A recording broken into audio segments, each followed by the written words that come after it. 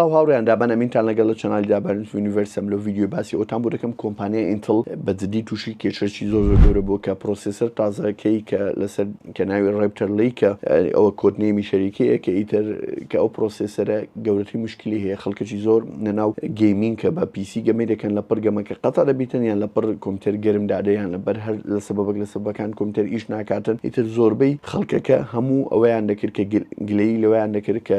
لە کاتی شاشەیان لە شتەکایندی آخر شرکە گلەی لێ بکەن ئەویش کە ئینتڵە طبعاً بۆ ئەو پرۆسێسەرەی دوای ئەوەی کە ئەنڤیدیا بە جواب هاتوو بە تەواوەتی وازەحی کرد کە ئەو خەلەلە لە ئینتڵە بە تەواوەتی خەلەلەکە لە هیچ شتێکی تر نیە و زۆربەی کۆمپانیەکانی مەزەربۆردیش کە مەزەربۆرد دروست دەکەن بۆ کۆمپیوتەر و بۆ پرۆسێسەرەکانی ئینتڵ هەموو باسی ئەویان کرد کە خەلەلەکە لە کۆمپانیای ئینتڵ طبعاً ئینتڵ وەزعی زۆر خراپە ئێستا لەبەرەوەی سناپدراگۆن ئێکس ئیلیت دەرچووە کە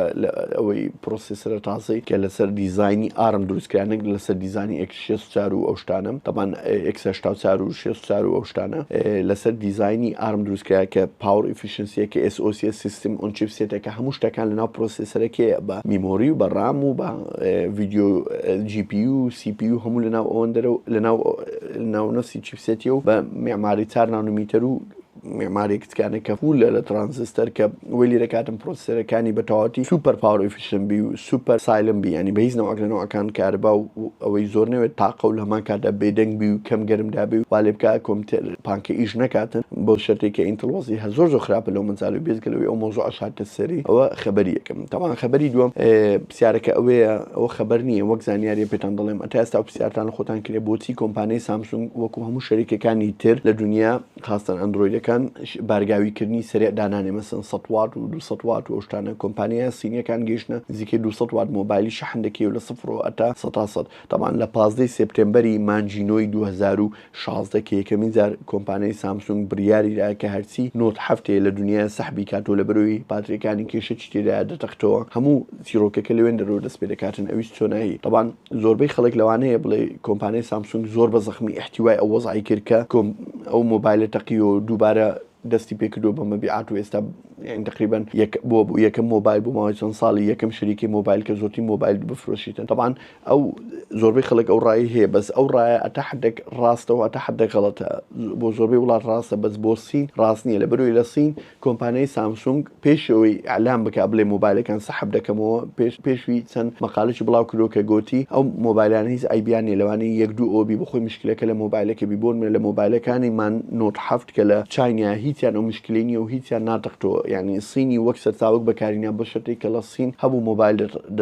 ینی ئەو مشکلی هەبوو هەروە ڤیدیۆیەک گەنجێک بڵاوی کردبووە لە سین کە مۆبایلەکەی دەنجی ئەنتیکی لێ دەدات و دەتەقیەوە ئەو شتانە کاتی ئەوەی لەسەر شەحم بوو لەمان کاتدا مۆزەفەکانی سامسونگ ئۆفەریەوەیاندا بوو کە 900 دلاری بدەن و زایدە مۆبایلێکی تازە بدەنێ بەس بۆی ئەو ڤیدیۆ بڵاو نەکاتەوە ئیتر وێ لیاد ئەوەندەی دی ئەو ڕقە لای سینیەکان دروست بوو پێشەوەی 2016 2015 کۆمپانیای سامسونگ 115 بۆ 118 شێری بازاری هەبوو لای مۆبایل ئەندرۆیدەکان لە وڵاتی سین بەس دوای ساڵێک لەو تەقینەوەی کە 2016 بۆ 2017 شێرەکەی دابەزی بۆ 106 بۆ شەرتی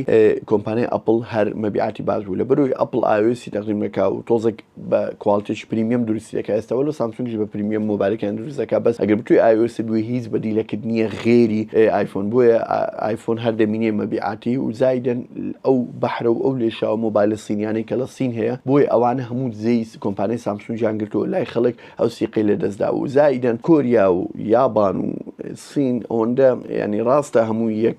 زیران و یەک نزیکن لە یەکتری ئەوەندە کەفیان بێک نایە ئەوانە مێژوویەکی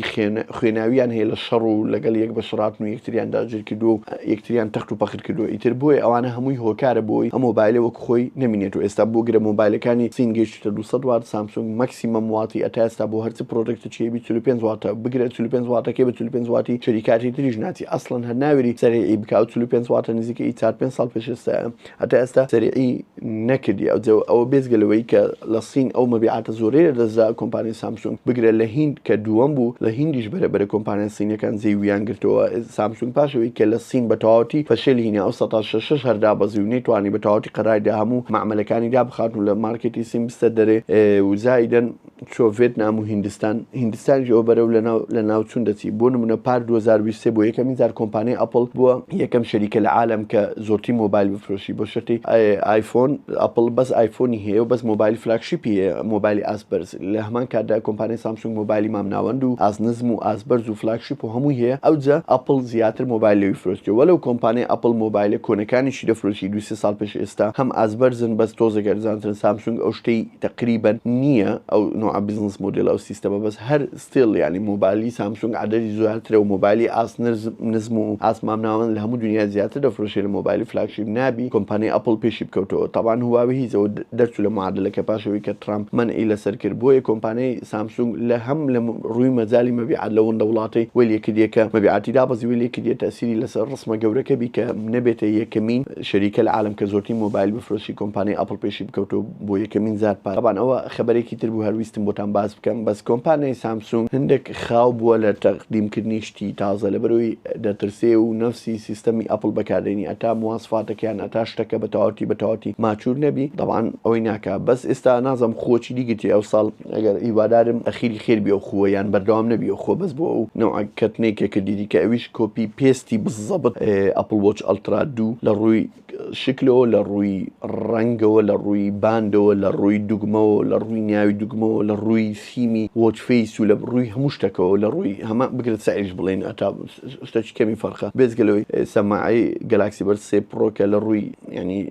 دیزاین لانگویج و لە ڕووی دیزاین ئەناتۆمی نفسیشی ئێرپۆدیە وەلەو ئەوە خینە من پێم خۆشە چکە ئەو دیزاینە تۆزێک عملیترە بۆ ئەو کەسانێک کە زۆر لە دەری سەماعی بەکاردێنێک لە زیرچیدانی ئەوە بیان مثلەن لە ئۆفیس بیان لە ماڵی بیۆشتانە بەس ئەخیری خێربی لە پرۆدەکتەکانی داهاتوو ئایا تەقلیدی بەتەواتی ئەپڵ دەکەیانە چکە کۆمپانیا سینیەکان بەتەواتی بۆی بەناوبانگن کە کۆپی پێستی ئەپڵینە